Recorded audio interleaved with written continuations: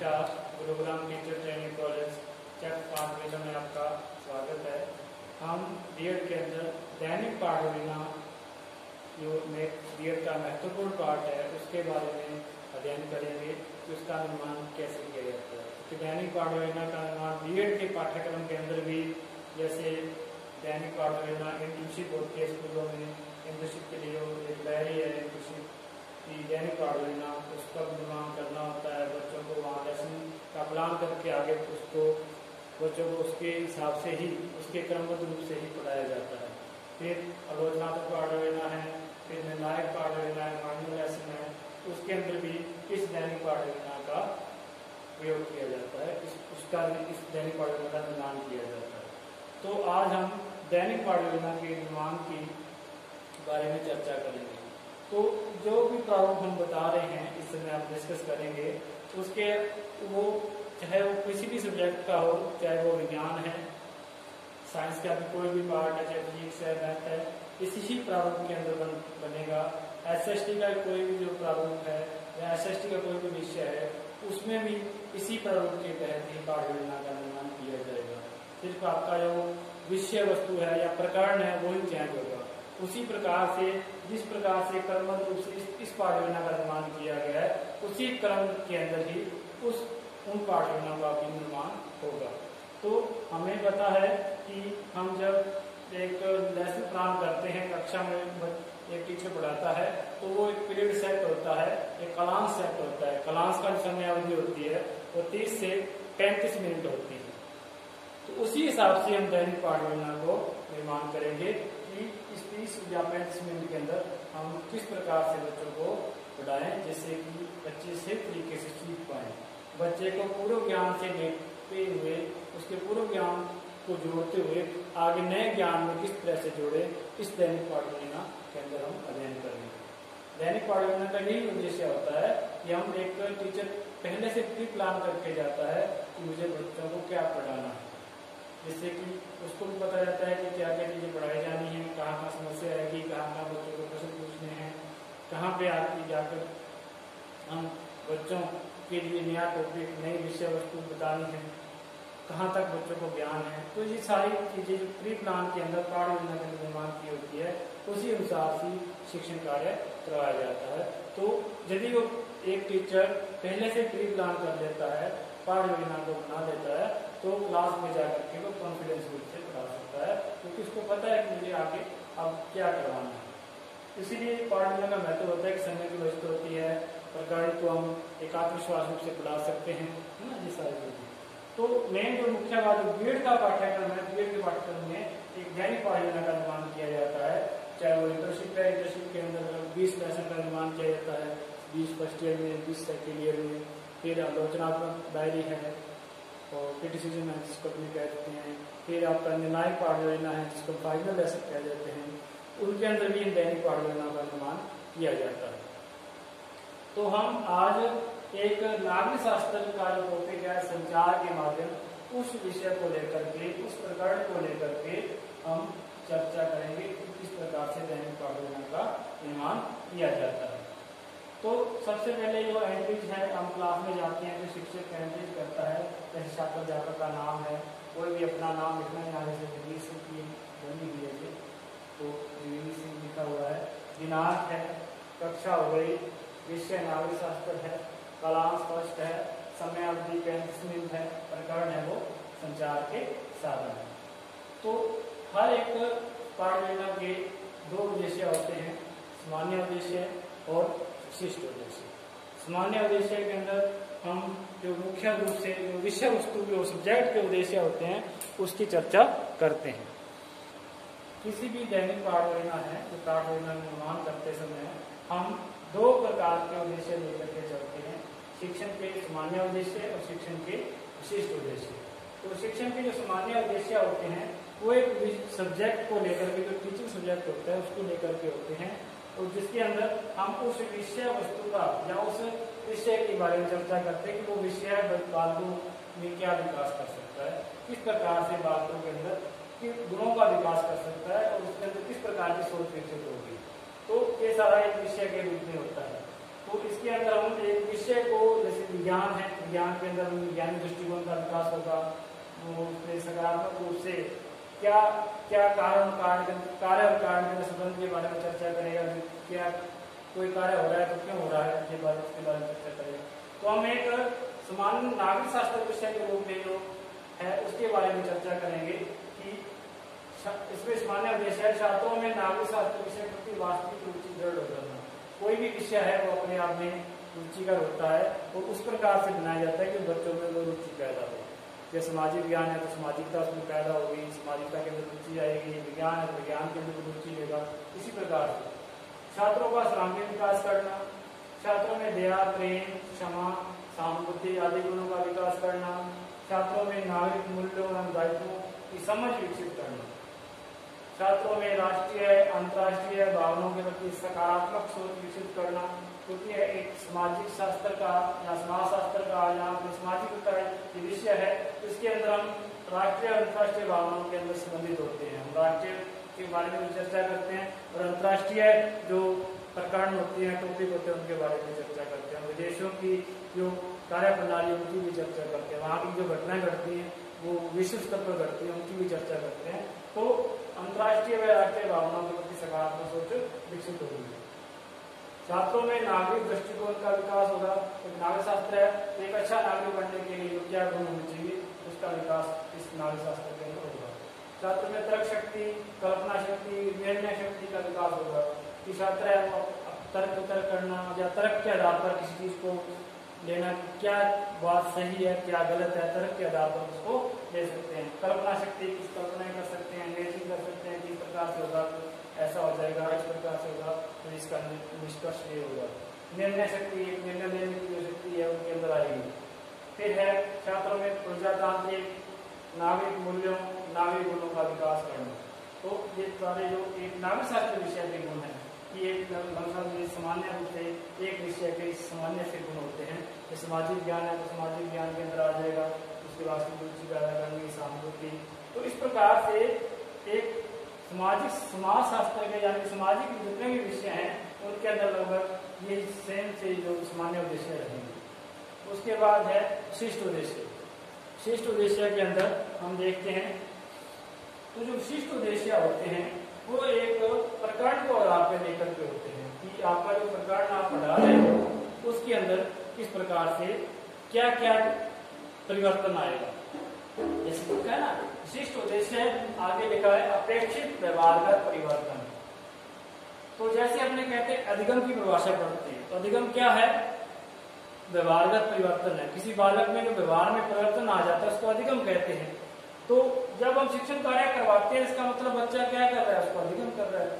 हम शिक्षण कार्य करवा रहे हैं तो बच्चा क्या करेगा, अधिगम करेगा, लर्निंग करेगा। तो उसी लर्निंग के आधार पर यह कि आप जो प्रकरण का अध्ययन करवा रहे हो उसके आधार पर बच्चा क्या सीख रहा है, क्या अध्ययन कर रहा है। तो सबसे पहले है ज्ञानात्मक उद्देश्य। तो ये भी उद्देश्य क्रमबद्ध रूप से ही रहेंगे, क्योंकि सबसे पहले बच्चे को ज्ञान प्राप्त होता है सीधा डायरेक्ट। हम किसी चीज, छोटा बच्चा होता है, मान लो छोटे बच्चे को सीधा ज्ञान करवाते कि ये गाय है, ये बैल है, या फिर ये पुस्तक है, ये कॉन्टर है ना, तो ये ब्लैक बोर्ड है। तो उसको ये पता उसकी उदाहरण के माध्यम से या वो सीधा उसको पता चल जाता है कि ये चीजें हैं। तो सीधा सा मतलब ज्ञान पैदा होना, ज्ञानात्मक मतलब छात्र संचार के माध्यम से प्रकरण के संबंध में प्रत्यक्ष ज्ञान कर सकेंगे, उसका ज्ञान प्राप्त कर सकेंगे। तो दूसरा पॉइंट है संचार के माध्यम के संबंध में प्रत्यक्ष स्मरण कर सकेंगे। तो दोबारा जरूरत पड़ती है तो उसको प्रत्यक्ष स्मरण भी कर सकेंगे। उसके बाद है अवबोध। अवबोध के अंदर क्या होता है, अवबोध जो बोध से बना है, बोध का मतलब है समझना। समझने का मतलब कि हमें जो ज्ञान प्राप्त हो गया है, बच्चा ज्ञान प्राप्त करने के बाद में उसको समझने लग जाता है। उसको क्या करने लग जाता है, समझने लग जाता है, उसकी व्याख्या करने लग जाता है, उसकी तुलना करने लग जाता है और उसका वर्गीकरण भी कर सकता है। इस प्रकार से वो बालक क्या है, अवबोध की स्थिति में आ जाता है। सबसे पहले ज्ञान प्राप्त करता है, मान लो कोई परिभाषा है बता दी आपने, उसको उसने रट लिया, याद कर लिया, दोबारा वैसी स्थिति आई, उसका स्मरण कर लिया, याद कर लिया उसको। उसके बाद अवबोध है, जैसे ही ये छात्र है संचार के माध्यम की व्याख्या कर सकेगा।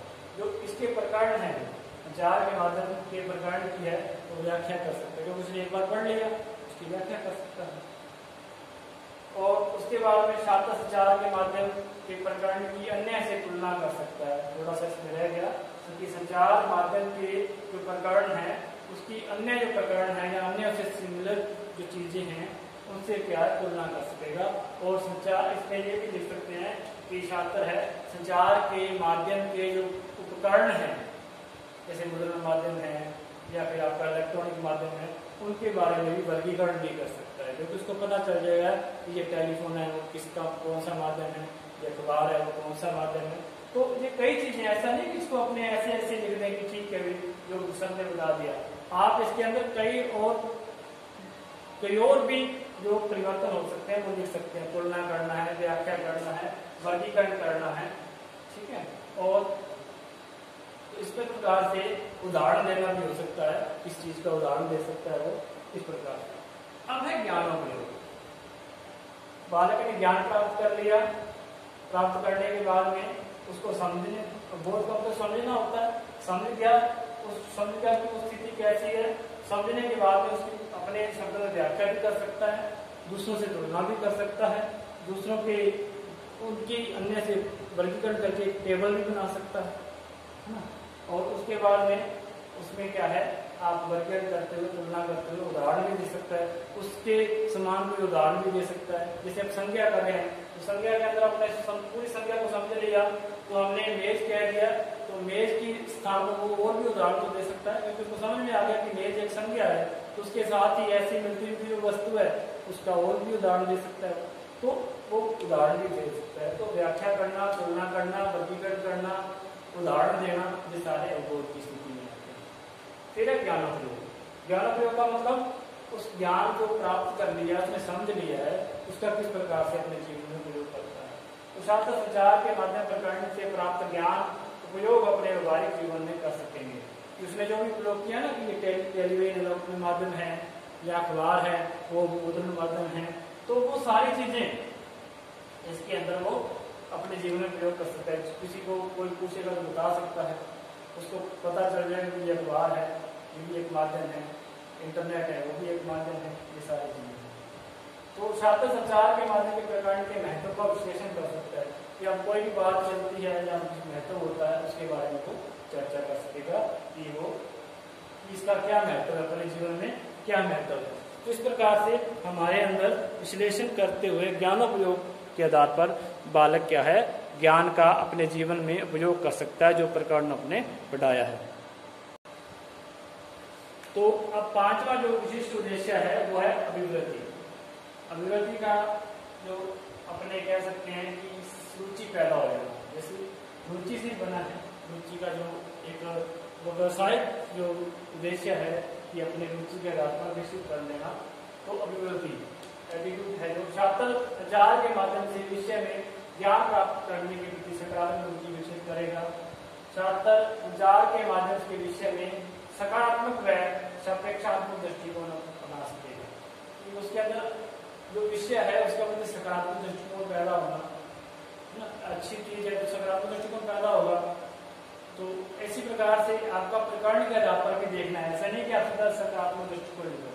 कई ऐसे प्रकरण भी है जो कि समाज के लिए प्रवृत्तियां हैं, उसको आप अध्ययन करवा रहे हो, उसके लिए आप सकारात्मक दृष्टिकोण नहीं लिखोगे, उसके लिए क्या करोगे, नकारात्मक दृष्टिकोण पैदा होगा ना।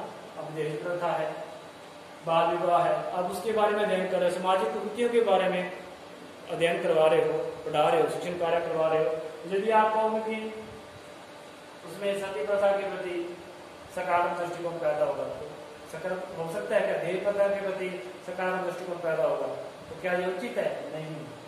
तो अभिवृद्धि भी आपको इसी प्रकार से देखनी है कि जिस प्रकार से आपका टॉपिक है, आप नकारात्मक रूप से टॉपिक है, आप उस चीज को इसलिए पढ़ा रहे हो कि वो समाज से दूर हो जाए, तो इसका मतलब हम उसको नकारात्मक रूप से देंगे। तो ये चीज ध्यान रखनी है। कई बालक है सब देखते हो सीधी सीधी टॉपिक वही रह जाता है, टॉपिक तो नकारात्मक होता है जो कि हमें अवॉइड करना है, समाज से दूर करना है, प्रवृत्तियों के रूप में है, तो उसको भी सकारात्मक दृष्टिकोण में ले लेते हैं। तो ये थोड़ा सा ध्यान रखना है। तो ये सारी चीजें हैं। तो आपकी प्रवृत्ति के अंदर सकारात्मक दृष्टिकोण पैदा होगा जिसके अंदर आपको रुचि पैदा हो रही है। क्वेश्चन है, क्वेश्चन के अंदर हम स्किल के रूप में लेते हैं कि क्या बालक उसके बारे में किस प्रकार से अपने हाथों से निर्माण कर सकता है, उसके बारे में जैसे टेबल बना सकता है, चित्र बना सकता है, मॉडल बना सकता है, ये सारी चीजें। तो क्वेश्चन के रूप में है सार्थक संचार के माध्यम के जो चित्र के द्वारा, तो संचार के माध्यम के जो प्रकरण है ना, उनको चित्र के माध्यम से प्रदर्शित कर सकता है। संचार के माध्यम के प्रकरण का मॉडल तैयार कर सकता है। तो एक मॉडल भी तैयार करना है, तो पाठ्यक्रम में एक मॉडल भी तैयार करना होता है, तो वो भी इसके अंदर आपको तैयार करना है। इस प्रकार से हम देखते हैं कि जो इसके जो विशिष्ट उद्देश्य हैं वो एक टॉपिक के आधार पर होते हैं। अब इसके अंदर शिक्षण विधियां आ जाती हैं कि आपने शिक्षण कार्य करवाया है, उसके अंदर कौन कौन सी विधियां, यहाँ की विधियों का उपयोग किया है, जो व्याख्या करें तो व्याख्या विधि है, प्रश्नोत्तर विधि है, उदाहरण विधि है, प्रदर्शन विधि है, शिक्षण सहायक सामग्री। इस प्रकार से ये विधियां हैं, इन विधियों के आधार पर हम शिक्षण कार्य करवाते हैं। फिर है शिक्षण सहायक सामग्री। आप शिक्षण कार्य करवा रहे हो, शिक्षण कार्य करवाते समय कौन कौन सी विधियों का उपयोग करना है, कौन कौन सी सहायक सामग्री का उपयोग किया जाता है। श्यामपट्ट हो गया, चौक हो गया, स्केल हो गया, संकेतक हो गया, चार्ट हो गया, जाड़न हो गया, पेट फलक हो गया आदि। तो ये सारी चीजों का उपयोग किया जाता है। पूर्व ज्ञान है, तो पूर्व ज्ञान का मतलब जो संचार के माध्यम में उनके बारे में थोड़ा बहुत बालक ने सुना हुआ रहता है, थोड़ा बहुत सामान्य सी जानकारी को रखता है। बिल्कुल अनजान तो नहीं होता कि आपने जब टीवी देखा है, रेडियो देखा है घर पे, तो थोड़ा बहुत उसको जानकारी होती है। अब जो मेन टॉपिक है वो उसके अंदर रखना है। तो इसके अंदर अपने देखते हैं कि ये प्रस्तावना है, ये प्रस्तावना के अंदर कहानी विधि लिखी है, क्योंकि तो शायद पहले कहानी विधि बनी हुई थी इसके अंदर, तो इसको आपने इग्नोर करना है। ये प्रश्नोत्तर विधि के माध्यम से है। तो प्रश्नोत्तर विधि के माध्यम से है, तो सरकार को, तो इसके अंदर आप प्रश्न तैयार कर रहे हैं, इस प्रकार के प्रश्न तैयार कर रहे, तो सबसे इम्पोर्टेंट पार्ट प्रस्तावना होती है। प्रस्तावना के अंदर आप बच्चे को पूर्व ज्ञान से लेकर के जो कि उसका नवीन ज्ञान की तरफ पहुंचाते हैं, नवीन ज्ञान की तरफ लेके जाते हैं। इस प्रकार से प्रस्तावना एक महत्वपूर्ण पार्ट होता है। सरकार को लोक कल्याणकारी योजनाएं कब सफल होती हैं? सरकार की लोक कल्याणकारी योजनाएं कब सफल होगी? तो सफल तभी होगी जब जनता तक पहुंच होगी, उसकी जनता उसको समझ पाएगी। तो जब जनता को योजनाओं का पूर्ण लाभ प्राप्त होता है, तो इसका उत्तर सामान्य है जो बच्चे हैं, तो जब कब सफल होती हैं? जब जनता उसको जागरूक होगी, जनता उसको सफल होगी। इसका उत्तर किसी भी प्रकार से बालक दे सकता है, लेकिन कॉमन रूप से जो प्रश्न का उत्तर आएगा वो यही आएगा कि योजना का पूर्ण लाभ जनता को प्राप्त हो। तो ये लिखा है जब जनता को योजनाओं का पूर्ण लाभ प्राप्त होता है। अब जो पूर्ण लाभ है योजनाओं का, उसके लिए क्या किया जाना चाहिए? सवाल है कि आप योजनाओं को पूर्ण लाभ प्राप्त हो तभी उस योजना का लाभ होगा, लेकिन उन योजनाओं के लाभ के लिए क्या बात की जानी चाहिए? तो योजनाओं का क्या प्रचार प्रसार किया जाए। बच्चों, जब आप प्रचार प्रसार करेंगे तभी जनता के पास पहुंचेगी ना। अब प्रश्न उठता है कि प्रचार प्रसार किस प्रकार से किया जाए? तो प्रचार प्रसार किसके माध्यम से किया जाता है? टीवी है, रेडियो है, समाचार पत्र है, इनके माध्यम से हम योजनाओं का प्रचार प्रसार करते हैं। अब जो टीवी है, रेडियो है, समाचार पत्र आदि है, वो क्या कहलाते हैं? यहाँ प्रश्नवाचक के नाम चाहिए थोड़ा सा मुश्किल हो गई। तो संचार के माध्यम, तो इसमें क्या है? संचार के माध्यम है। अब संचार के माध्यम हो गए, संचार के माध्यम में रेडियो टीवी समाचार पत्र है, वो कहते हैं कि संचार के माध्यम, बच्चे कहेंगे कि संचार का माध्यम। अब संचार के माध्यम के बारे में आप क्या जानते हैं? जो इसका विस्तार किस प्रकार से है, क्या कार्य है, कौन कौन से हैं, उसके बारे में चर्चा कर रही। तो यहाँ पे एक समस्यात्मक प्रश्न पूछ जाएगा कि आप क्या जानते हैं। यदि वो एक दो लाइन बता भी देगा तो उसका जो विस्तार करना है वो बहुत लंबा हो जाएगा। तो ये एक प्रकार से संचार का माध्यम एक पूरा प्रकरण का एक टॉपिक है, तो इसके बारे में एक समस्यात्मक प्रश्न हो जाएगा। तो ये समस्यात्मक प्रश्न ही आगे अब एक फर्स्ट जो बिंदु है, शिक्षण बिंदु है, वहां तक पहुंच जाएगा। तो जब अपने बालक का समस्यात्मक हो गए या निरुत्तर लिख सकते हैं कि यहाँ पर बालकों को उत्तर प्राप्त नहीं होगा, तो निरुत्तर हो गए। तो ये प्रश्न आपके 5 ही होने चाहिए, थोड़ा ध्यान रखें कि 5 प्रश्न 4 कम हो जाते हैं, 6 हो भी सकते हैं लेकिन ज्यादा हो जाते हैं। तो ध्यान रखें कि इसके अंदर 5 प्रश्न नहीं है, 5वां प्रश्न है वो समस्यात्मक है। उद्देश्य कथन है। बच्चों आज हम संचार के माध्यम के विषय के विस्तार पूर्वक अध्ययन करेंगे।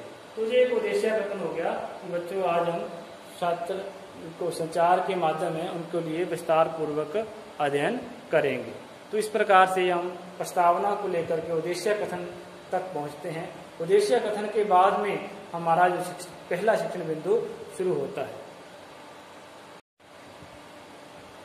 तो हमने आज जो इसके बारे में अध्ययन कर रहे हैं कि संचार के माध्यम के बारे में आज अध्ययन करेंगे, तो बच्चों को अब इसके बारे में बताना है।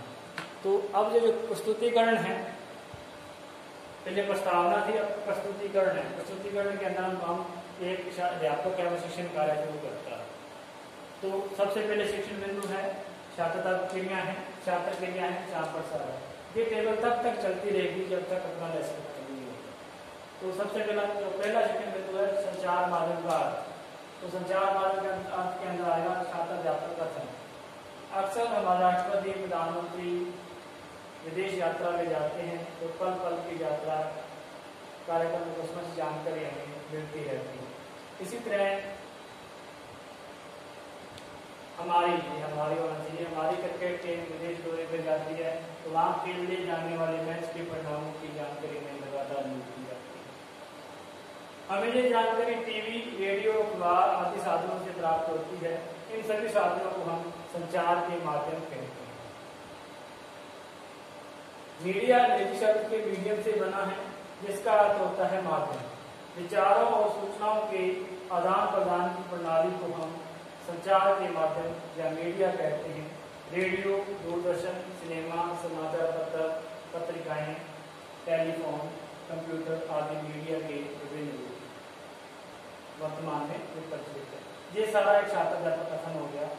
उसके बाद छात्र के लिए क्या करेंगे? तो छात्र क्या करेंगे? छात्र जानकर उसको सुनेंगे। जो मुख्य जो बिंदु आ रहे हैं उनको अपनी व्यास पुस्तिका में नोट करते रहेंगे, क्या क्या ठीक आ रही है, मीडिया है, नाटक है। तो छात्र अध्यापक है, जो टीचर है, वो भी इसको क्या है, जो महत्वपूर्ण बिंदु है वो ब्लैक बोर्ड पर लिखता रहेगा, श्याम पट्ट पे लिखता रहेगा। तो संचार के माध्यम का अर्थ हो गया टीवी, रेडियो, अखबार, मीडिया, वीडियो, ये सारे लोग शब्द हैं वो आपके श्याम पट्ट पे लिखिए। इस प्रकार से ये क्या है, एक छात्र अध्यापक का कथन है। अब जो छात्र अध्यापक कथन हो गया, कथन के बाद में आपने बोध प्रश्न करने। बोध का आपको समझ होती है कि आपने जो पढ़ा दिया उसमें कितना बालक को समझ में आया। तो ये इसी प्रकार रहना है। विचारों और सूचनाओं के आदान प्रदान की प्रणाली क्या कहलाती है? संचार माध्यम कहलाती है। चीजें आपने पढ़ा दी और पढ़ाने के बाद में आप प्रश्नोत्तर करोगे। प्रश्नोत्तर किस लिए करते हैं कि आपने जो पढ़ा दिया कितना समझ में आया, तो संचार करना। नंबर 2, किन्हीं 2 संचार माध्यमों के नाम बताओ। रेडियो और टीवी, कोई भी आ सकते हैं, टेलीफोन है या आप समाचार पत्र है, तो कुछ भी आ सकता है। जो भी उसमें आपने पढ़ा दिए उसमें से वो कोई भी कह सकता है। अब है आपने जो पॉइंट पढ़ा दिया, एक शिक्षण बिंदु हो गया। एक शिक्षण बिंदु के बाद में आपने अब दूसरे शिक्षण बिंदु पे जाना है, नए टॉपिक पे जाना है। कहने का मतलब तो आप थोड़ा सा उसमें विकास करोगे, आगे उस नए टॉपिक को जोड़ते हुए कुछ प्रश्न करोगे जिसके अंदर वो की आपके अंदर आ जाए जो नए टॉपिक पे पहुंचे। तो मीडिया का कौन सा प्रकार बड़े जनसमूह तक सूचना पहुंचाता है? अखबार है, टीवी है, ठीक है। मीडिया शब्द का अर्थ क्या है? मीडियम से बना है जिसका अर्थ है माध्यम, ठीक है। और जनसंचार मीडिया के रूप में कौन कौन से हैं?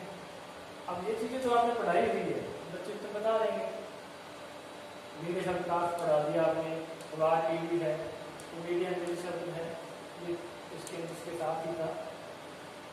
मीडिया इंग्लिश शब्द मीडिया से बना जिसका अर्थ होता है माध्यम। मुझे थोड़ा सिंपल लग रहा है तो लेकिन ये तो इसका तो इसको थोड़ा सा साइकिल के अंदर चेंज हो गया। जनसंचार के मीडिया के रूप कौन से? अब आपने इसकी परिभाषा अर्थ बता दिया, लेकिन आप उसके साधनों के बारे में जानना चाहेंगे कौन कौन से रूप होते हैं। तो ये प्रस्तावना, ये प्रश्न है कि आज तक अभी तक उन्होंने आपने पढ़ाया नहीं है। ये प्रश्न एक नए टॉपिक पे ले जाने के लिए उचित है, क्योंकि इसमें बालक निरंतर हो जाएंगे, उनको पता ही नहीं है कि कौन कौन से रूप होते हैं। तो जैसे ही आप समस्या तक पहुंचोगे तो दूसरा शिक्षण बिंदु शुरू हो जाएगा कि संचार माध्यम के रूप। संचार माध्यम के रूप कौन से हैं?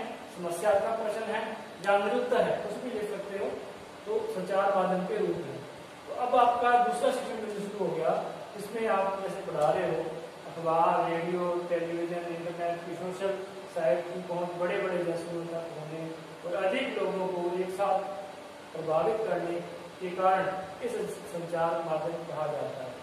संचार के माध्यम के 3 रूप होते हैं, मुद्रण माध्यम, वार्तालाप माध्यम, इलेक्ट्रॉनिक माध्यम।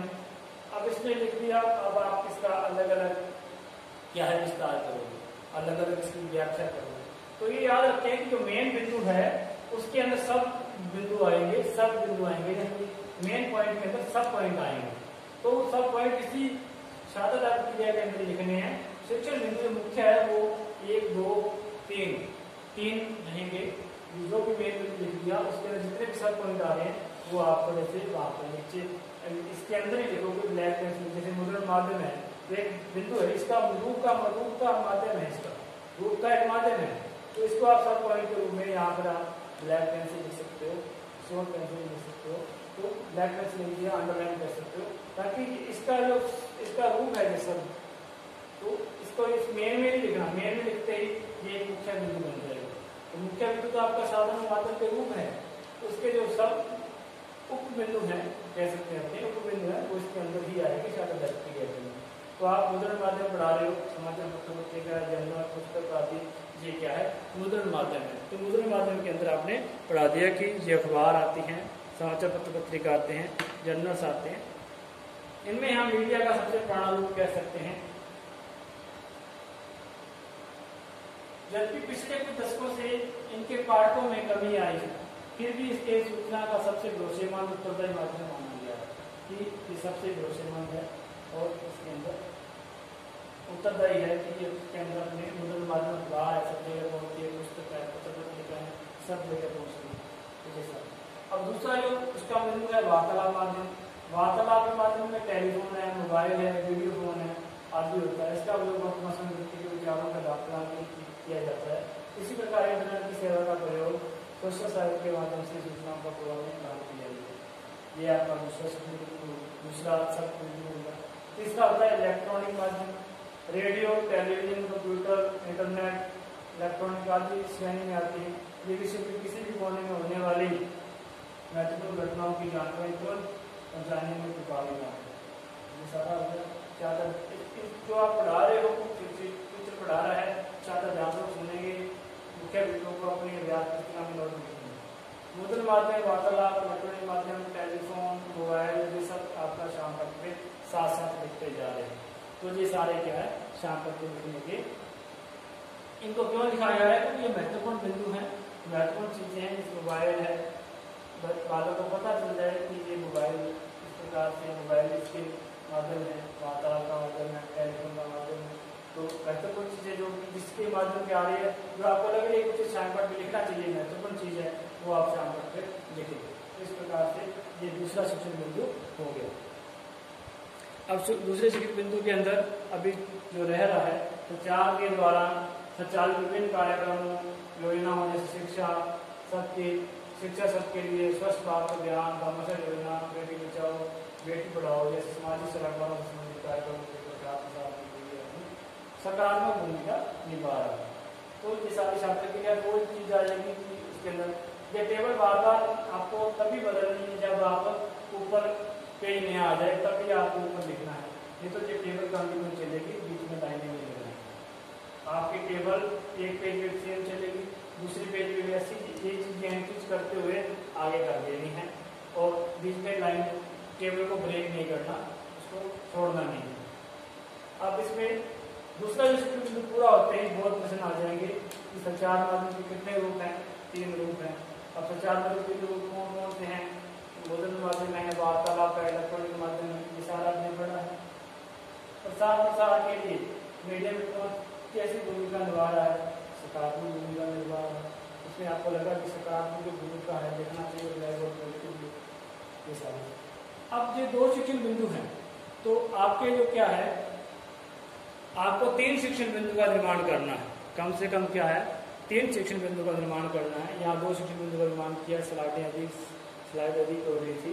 तो इस प्रकार से अब इसमें एक टॉपिक और बन सकता है कि संचार माध्यमों का लोकतंत्र में भूमिका, संचार माध्यमों का लोकतंत्र में भूमिका है।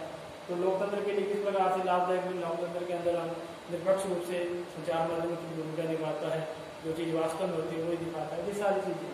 तो ये 2 शिक्षण बिंदु है। आप तीसरा शिक्षण बिंदु शुरू करोगे तो यहाँ पे आपका विकासात्मक प्रश्न करने पड़ेंगे। विकासात्मक प्रश्न करते हुए फिर आप शिक्षण बिंदु बढ़ाओगे, फिर एक बोध प्रश्न करोगे, फिर आपके पास जब पुनरावृत्त प्रश्न है, यहाँ पर टेबल बंद हो गए। तो जिस प्रकार से 2 शिक्षण बिंदु बने हैं उसी प्रकार से 3 शिक्षण बिंदु बनाने हैं। 2 शिक्षण बिंदु बने हैं उसी प्रकार से 3 शिक्षण बिंदु आपको बनाने हैं। उसके बाद जो पुनरावृत्ति प्रश्न बन जाएंगे। ये पुनरावृत्ति प्रश्न वो है जो आपने जो शिक्षण बिंदु पढ़ाए हैं शुरुआत से लेकर के एंड तक, उसके लिए रिकैप के लिए या पुनरावृत्ति के लिए होते हैं। ये कुछ प्रश्न तो पहले टॉपिक से हो जाएंगे, कुछ दूसरे से हो जाएंगे, कुछ तीसरे शिक्षण बिंदु से हो जाएंगे। जैसे कि मुद्रण माध्यम का उदाहरण बताओ। मुद्रण माध्यम में आप पुस्तक है, टीवी है, आपको इसके उत्तर नहीं लिखने हैं। उत्तर सिर्फ क्या है, आप बारे बोलते जाएंगे। सबसे पुराना मीडिया कौन सा है, वार्तालाप के माध्यम का उदाहरण बताओ। इलेक्ट्रॉनिक माध्यम में कौन कौन से 2 उदाहरण बताओ। सरकार संचालित विभिन्न कार्यक्रम योजनाओं के नाम बताओ। इसमें बेटी बचाओ है, कोई और जो वर्तमान में योजना चल रही है उसके बारे में भी हम अध्ययन कर सकते हैं। तो ये सारे 2 टॉपिक है। ये जो पाठ इतना ध्यान रहे कि ये जो पाठ योजना का निर्माण किया गया है 2 शिक्षण बिंदु को लेकर के किया गया है। लेकिन आपको कितने बिंदु बनाने हैं, आपको 3 शिक्षण बिंदु बनाने हैं। जिस प्रकार से 2 बने हैं उसी प्रकार से तीसरा शिक्षण बिंदु भी बनेगा। पहला बना है, पहले के बाद जैसे दूसरा बना है, जैसे दूसरा बना है इसी प्रकार से आपको विकासात्मक प्रश्न करते हुए फिर आपका छात्रदायक प्रश्न करते हुए बोध प्रश्न का निर्माण करता है। 3 पॉइंट और बनेंगे, यानी कि जब जैसे आपका नया शिक्षण बिंदु शुरू होता है तो बोध प्रश्न के बाद में विकासात्मक प्रश्न बनते हैं और उसके बाद में शिक्षण बिंदु, जो शिक्षण बिंदु होता है वो उसको टीचर पढ़ाता है। उसके बाद में उससे बोध प्रश्न बनते हैं। उसके बाद में फिर वो टेबल बंद होकर के पुनरावृत्ति प्रश्न का निर्माण होता है। इसके बाद में आता है आपने मूल्यांकन प्रश्न। जो मूल्यांकन प्रश्न है वो एक जो रोमन बोर्ड होता है उस पर किए जाते हैं। जिस प्रकार से आप डायरी में भी लिखते हैं तो एक मूल्यांकन प्रश्न सबसे पहले से लिख लिए जाते हैं। जब शिक्षण कार्य पूरा हो जाता है तो टीचर क्या है, वो जो रोलिंग बोर्ड होता है, इसको अपने हिंदी में लिपेट वाला कहते हैं, उसको सामने लगा करके उसमें प्रश्न उत्तर करता है या बच्चों से भी करवा सकता है। तो मूल्यांकन प्रश्न है। तो इसमें 2-4-3 प्रकार के प्रश्न हैं। सबसे पहले वैसे दे वाले मान सकते हैं, सही विकल्प का चयन करें। सही विकल्प क्या ऐसे आ गया, विकल्प का चयन करें। तो मीडिया का उपयोग होता है केवल सरकार के लिए, केवल जनता के लिए, सरकार और जनता के लिए, केवल मीडिया के लोगों के लिए। तो इसका उत्तर जो भी आपको सही से लगे कि क्योंकि मीडिया का उपयोग सबके लिए होता है, सरकार और जनता के लिए। मीडिया अंग्रेजी शब्द डैड ऐसे बना है, इसमें बच्चों से करवा सकते हैं कि मीडिया अंग्रेजी से बना है। समाचार पत्र, पत्रिका, जर्नल, पुस्तक आदि किसका माध्यम है, मुद्रण माध्यम, क्योंकि ये मुद्रण का प्रकार है ना, तो ये हो गया। इसके बाद दिए गए प्रश्न में सत्य और असत्य लिखें। अब इंटरनेट एक संचार माध्यम है, तो इंटरनेट के माध्यम से हम संचार के जो भी जैसे नेट चलता है या कंप्यूटर के माध्यम से, तो हम उसके संचार के माध्यम को देख सकते हैं। इंटरनेट के द्वारा कैसे सूचना प्राप्त कर सकते हैं। टेलीफोन एक मुद्रण माध्यम है, तो ये क्या सही है, टेलीफोन एक मुद्रण माध्यम है, टेलीफोन एक मुद्रण माध्यम नहीं। टेलीफोन क्या है, एक वार्तालाप का माध्यम है। जैसे कि इलेक्ट्रॉनिक माध्यम को कह सकते हैं, लेकिन एक वार्तालाप का माध्यम भी आता है। तो मुद्रण माध्यम नहीं, तो यहाँ पर तो सत्य आ जाएगा, यहाँ पर क्या है असत्य आ जाएगा। अब उसके बाद गृह कार्य होता है। गृह कार्य इस प्रकार से एक प्रश्न दिया जाए जो बड़ा है, इसमें कि लगभग उस जो आपने पढ़ाया है वो सारा ही आपका उसके अंदर एक वर्णन आ जाए। जैसे मीडिया का स्पष्ट करते हुए इसके विभिन्न रूपों का वर्णन कीजिए। तो एक बड़ा प्रश्न हो गया जिसको वो बस्ते करके लाएगा बच्चा, जिसमें कि आपने पूरा जो 30 मिनट का आपका लेक्चर दिया है, आपने पढ़ाया है बालक को, वो उसके अंदर उसको सारा ही उसके अंदर वो सीख जाएगा, ज्ञान प्राप्त करने का। तो ये इसके कॉन्सेप्ट होते हैं, स्टेप्स होते हैं, जहाँ प्रारूप होता है, इसी प्रारूप के अंदर ग्रह कार्य है, मीडिया का स्पष्ट करते हुए इसके गुण बिंदु का वर्णन कीजिए, है ना। फिर प्रवेशक टिप्पणी है, प्रवेशक का हस्ताक्षर है, यहाँ पर जो भी आपने इस प्रकार से बताया है जब व्यर्थ करते हैं उस पर टिप्पणी की जाती है। तो ये सारी चीजें हैं दैनिक पाठ योजना के अंदर आती है। तो आपको क्या है इसी स्टेप के अंदर ही आपको ये कार्य करना है। एक बार आपने रिपीट कर लेते हैं कि आपने क्या सीखा। सबसे पहले तो ब्लैक बोर्ड पर एंट्रीज होती हैं, इसी प्रकार की एंट्रीज आपने दैनिक पाठ योजना के अंदर भी करनी है। उसके बाद शिक्षण के सामान्य उद्देश्य हैं। सामान्य उद्देश्य आपने अपने विषय के रूप में देख लेने हैं। दैनिक पाठ योजना की जो डायरी है उसके अंदर भी दे रखे हैं शुरुआत में आपके विषय से संबंधित सामान्य उद्देश्य और विशिष्ट उद्देश्य, उसका भी अवलोकन आप कर लें। तो ये सारे सामान्य उद्देश्य हैं। सामान्य उद्देश्य के बाद में क्या होता है, विशिष्ट उद्देश्य होते हैं। विशिष्ट उद्देश्य आपके प्रकरण को लेकर के होते हैं कि आपके प्रकरण का अध्ययन कर रहे हो, उसके बाद में किस प्रकार के परिवर्तन आएंगे बालक के अंदर। और उसके बाद में शिक्षण विधि है, प्रविधि है, और सहायक सामग्री कौन कौन सी है, पूर्व ज्ञान क्या है, प्रस्तावना है, प्रस्तावना के बाद में उद्देश्य कथन है, फिर शिक्षण बिंदु पहला है, पहले शिक्षण बिंदु के बाद में बोध प्रश्न है, फिर विकासात्मक प्रश्न है। विकासात्मक प्रश्न है वो दूसरे बिंदु पे जाने के लिए होते हैं, यानी दूसरे बिंदु को पढ़ाने से पहले, उसकी शुरुआत करने से पहले बच्चे छात्र को वहां तक पहुंचाया जाता है जिससे कि वो एक नए ज्ञान के लिए तैयार हो सके। अब दूसरा शिक्षण बिंदु के बाद में बोध प्रश्न है। बोध प्रश्न के बाद में आप तीसरा शिक्षण बिंदु करोगे तो आपको फिर वो विकासात्मक प्रश्न करने पड़ेंगे। विकासात्मक प्रश्न भी 2 या 3 होने चाहिए, बोध प्रश्न भी 2 या 3 होने चाहिए, है ना। इसे ऐसे नहीं कि आप एक प्रश्न किया तो आगे पहुंच गए, कम से कम 3 प्रश्न तो उसके अंदर होने ही चाहिए। जैसे इस प्रकार से इसमें देखो बोध प्रश्न में 2 प्रश्न हैं तो 3 होने चाहिए थे यहाँ पे। फिर विकासात्मक प्रश्न में 3 प्रश्न हैं, फिर आपके बोध प्रश्न के अंदर 3 प्रश्न हैं। इसी प्रकार से विकासात्मक प्रश्न करोगे तो 2 प्रश्न तो आपके सही होने चाहिए, तीसरा आपका सकारात्मक जो कि समस्यात्मक होगा वो होगा, तो 3 प्रश्न आपके विकासात्मक बनेंगे। फिर आपका क्या है शिक्षण बिंदु आएगा। जैसे मैंने बताया था कि तीसरा शिक्षण बिंदु हो सकता है कि संचार माध्यम के लोकतंत्र में भूमिका, तो जो भी बिंदु आपके अंदर आ सकता है तो उसको आप पढ़ाओगे। उसके बाद में उसके संबंधित बहुत प्रश्न करोगे। फिर आपका क्या है टेबल बंद हो जाएगी, ये लेसन आपका पूरा हो जाएगा। उसके बाद में पुनरावर्ती प्रश्न है। पुनरावर्ती प्रश्न जी 4 से 5 होने आवश्यक है। और उसके बाद मूल्यांकन प्रश्न है। मूल्यांकन प्रश्न के अंदर पहला प्रश्न इसी फॉर्मेट में रखें, पहले अगस्त्य का 2 रिक्त स्थान के और 2 ही सत्य असत्य वाले। इसके बाद में गृह कार्य है, मीडिया कार्य स्पष्ट कीजिए, है ना। गृह कार्य का जो प्रश्न एक ही होना चाहिए और वो बड़ा होना चाहिए जिससे कि आपने जो पढ़ाया है वो सारा उसके अंदर आ जाए। तो इस प्रकार से हम एक दैनिक पाठ योजना के निर्माण को पूर्ण करते हैं। इसी प्रकार से सभी प्रकार के जो दैनिक लेसन प्लान है वो बनेंगे। कुछ लेसन प्लान थोड़े से अलग होते हैं, उसके बारे में हम भी नेक्स्ट वीडियो में चर्चा करेंगे। जैसे कि हिंदी का जो लेसन है जो कि गद्य पद्य भाग का होता है वो थोड़ा सा अलग बनता है। ग्रामर का इसी प्रकार से बनता है, ग्रामर का यही बनेगा। साइंस के जितने भी सब्जेक्ट हैं उसका यही ऐसे बनेगा। इंग्लिश में भी वही चीज है जैसे हिंदी में है तो गद्य पद्य भाग है ना। उसी प्रकार से इंग्लिश के अंदर भी वही यदि गद्य पद्य वाला भाग है और जो ग्रामर का पार्ट अप्रोच है ना, वो चीजें हैं। तो उसके अंदर गद्य पद्य ग्रामर है तो ग्रामर का तो इसी प्रकार से बनेगा जिस प्रकार से बोध प्रश्न है या फिर आपके पहला शिक्षण बिंदु है, दूसरा है। लेकिन जो आपका पुस्तक का जो पाठ है, आपके लेसन है, लेसन का जो एक लेसन प्लान अलग बनता है, उसके बारे में थोड़ी सी चर्चा हम नेक्स्ट वीडियो में करेंगे। तो जितने भी विषय हैं आपके, लगभग जो आपका लेसन प्लान है इसी प्रकार से बनता है, चाहे वो साइंस का है, चाहे वो कॉमर्स का है, चाहे वो आर्ट्स का है। तो इसको आप थोड़ा सा ध्यान से देखें।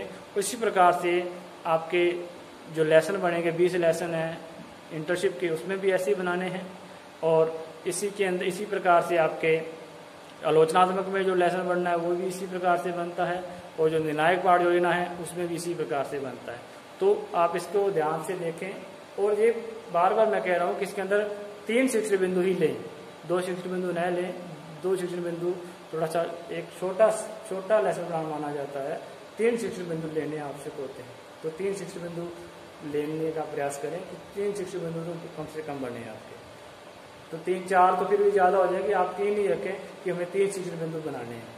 तो जिस प्रकार से प्रस्तावना में 5 प्रश्न करते हैं, आप याद रखें कि 5 ही प्रश्न करने हैं, उसी प्रकार से इसके अंदर भी ध्यान रखें कि 3 शिक्षण बिंदु लें। तो इस प्रकार से आप इसका अवलोकन करें, इसको ध्यान से देखें। इसी प्रकार से जब अपने अब जैसे इंटर्नशिप पे जाएंगे तो डायरी तैयार करनी है आपको, डायरी में लेसन इसी प्रकार से बनाएं, आलोचनात्मक डायरी बनानी है उसी में भी इसी प्रकार से बनाएं, और जो आपका निर्णायक पाठ योजना जो फाइनल लेसन है उसमें भी इसी प्रकार से लेसन बनाएं। तो इसी के साथ ही आज के लिए इतना ही। कल हम एक जो नया जो टॉपिक है या नई जो विषय वस्तु है जो ये आपका हिंदी का है उसको हम थोड़ा समझाने का प्रयास करेंगे। तब तक के लिए धन्यवाद।